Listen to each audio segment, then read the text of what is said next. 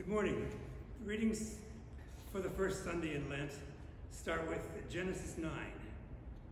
God said to Noah and to his sons with him, "As for me, I am establishing my covenant with you and your descendants after you, and with every living creature that is with you, the birds, the domestic animals, and every animal of the earth with you, as many as came out of the ark.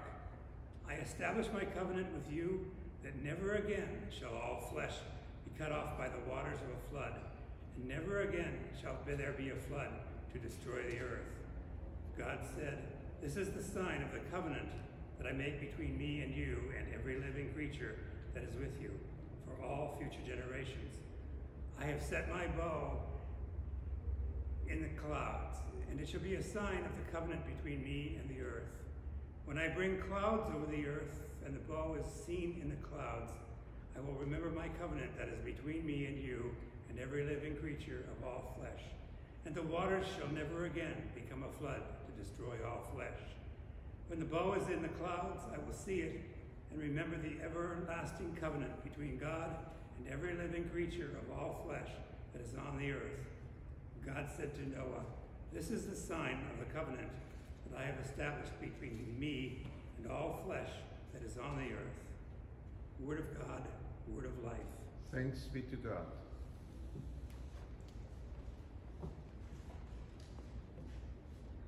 Psalm for this morning is Psalm 25. "To you, O Lord, I lift up my soul." My God, I put my trust in you. Let me not be put to shame, nor let my enemies triumph over me. Let none who look to you be put to shame. Rather, let those be put to shame who are treacherous.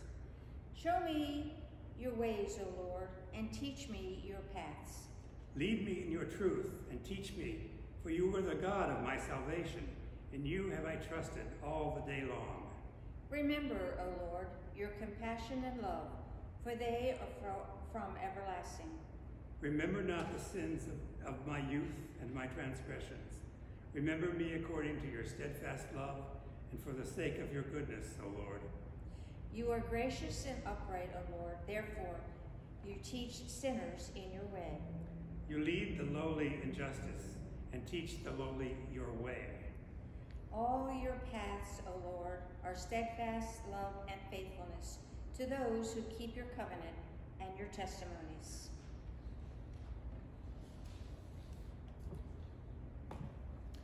The second reading this morning is from 1 Peter chapter 3.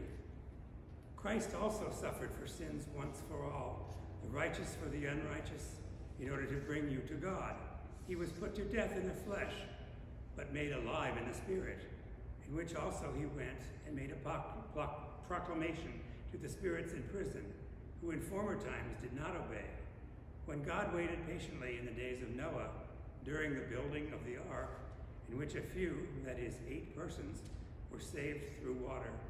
And baptism, which this prefigured, now saves you, not as a removal of dirt from the body, but as an appeal to God for a good conscience, through the resurrection of Jesus Christ, who is gone into heaven and is at the right hand of God, with angels, authorities, and powers made subject to him. Word of God, word of life. Thanks be to God.